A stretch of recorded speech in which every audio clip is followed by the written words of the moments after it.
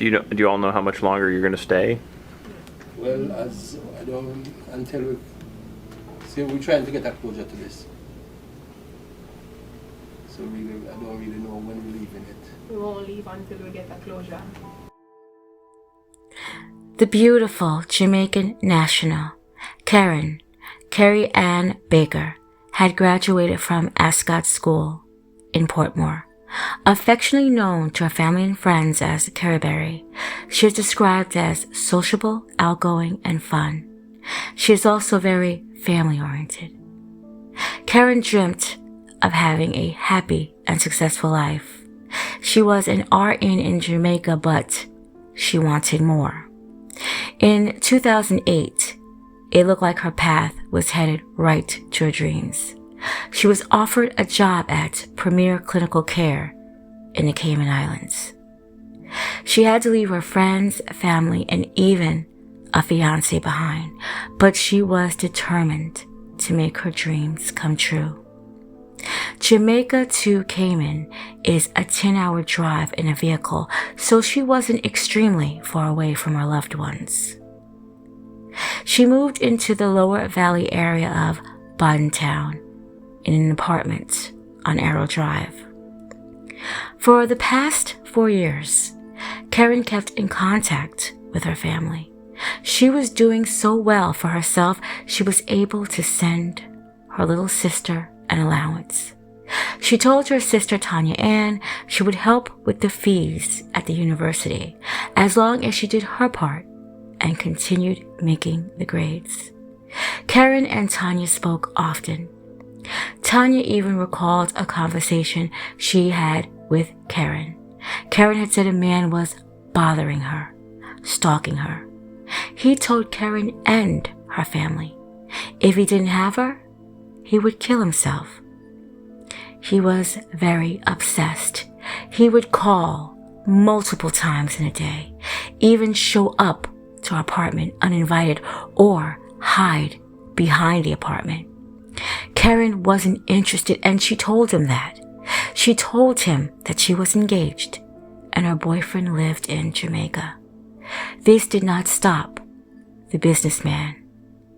He would stop her in traffic to try to pursue her. Kerran had even called the police on him several times. On the evening of July 30th, Kerran had stopped responding to messages and answering her phone calls. The last person she spoke with knew that she was going to Foster's to get supplies. When 4 of her friends couldn't get in contact with her, they would show up to the police station to report her missing. One of her friends, Ania Ricketts, recalled Kerran had told her that she was going to Foster's to pick up a few things. Kerran was having a sleepover with a few friends the day before she would vanish. Kerran was planning to cook and looking forward to it, and this was their last conversation. When Ricketts received a call from Kerran's family in Jamaica, wondering if they knew where Kerran was, she would go over there to the apartment. She had seen her wet slippers had been left out on the porch. Ricketts would try to call and call and call. Still, Kerran would not answer. She tried to ask the landlord to let her inside the property. Of course, the landlord had declined. She said she wasn't a renter and she couldn't let her inside. She said it had to be a 24 to 48 hours beforehand. However, the landlord did let her inside the apartment. The last known images of Kerran were on CCC footage inside Foster's supermarket in Georgetown. She wore dark-colored leggings, a dark blouse, and dark sandals. She purchased her goods and she left the store. Images around the store and several other places couldn't be made clear. It was a very heavy rainfall that night, and it just was impossible to detect. Kerran had made it home. When the friends and the family gained entry inside the apartment was in a disarray. There was groceries everywhere. Her friend, Ricketts, had noticed her telephone there and her makeup bag there. She said she would never go anywhere without her phone and her makeup bag. There was also meat that had been left out. That is also unlike Kerran. Detectives would find blood in the bedroom. It would be later tested and found that that blood did belong to Kerran. It looked like there was a struggle inside the apartment. Where was Kerran? On July 31st, her white 1996 Honda Civic was found opposite Pedro Castle,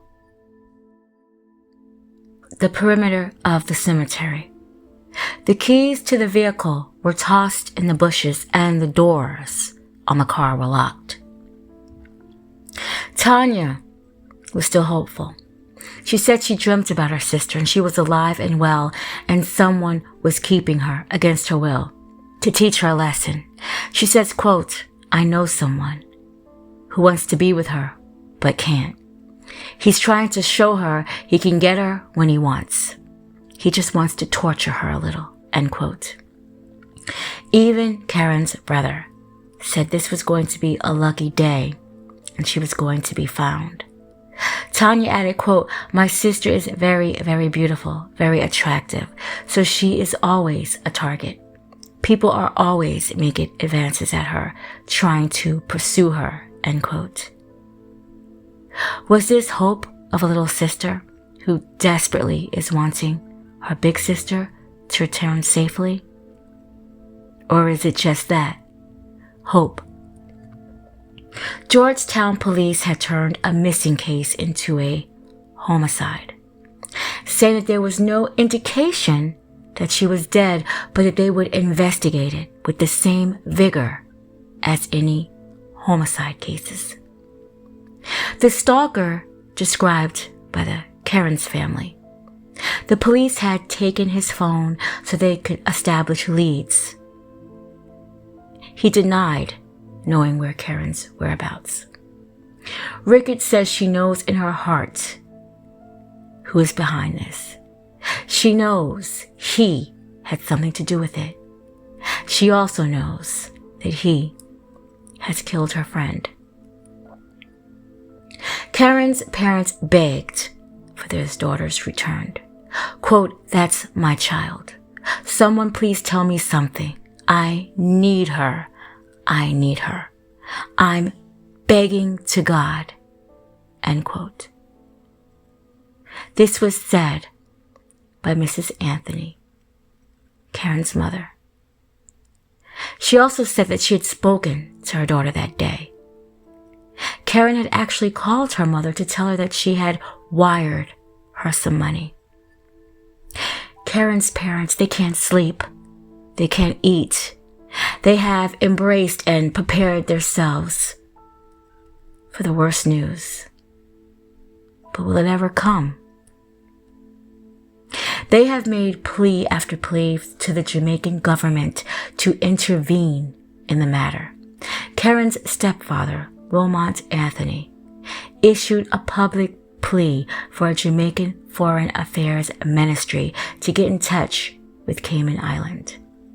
With anguish in his voice, Mr. Anthony feels like the case is dying out. 7 days into Kerran's disappearance, about 200 volunteers of family, friends, and police officers searched all over the island for Kerran. Cayman Island is 101.9 miles long. You can drive around the entire island in 2 hours and 25 minutes. She hasn't turned up. A little over 3 months, an arrest was finally made, involving a 35-year-old man in the suspicion of murder. His name, however, wasn't mentioned. He was later released. There wasn't enough evidence to build a case on him. And her body still hasn't been located. And that's a problem for the police.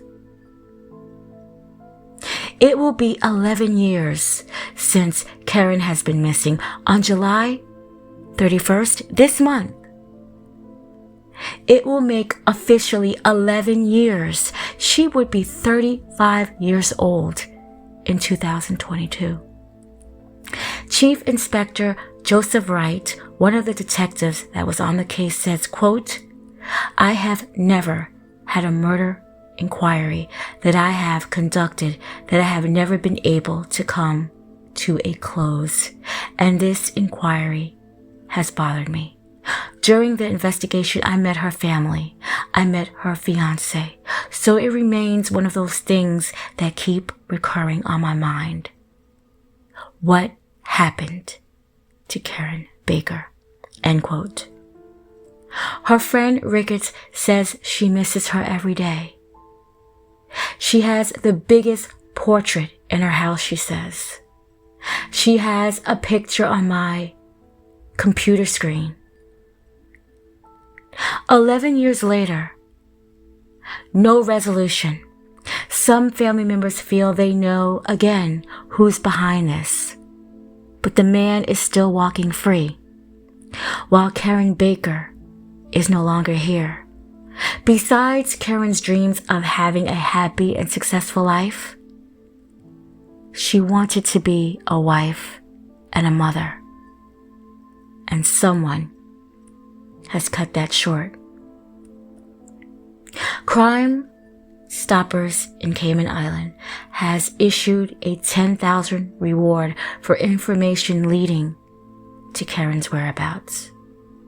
Kerran Baker in 2011 was 5.5 feet, 135 pounds, with brown eyes and dark shoulder-length hair.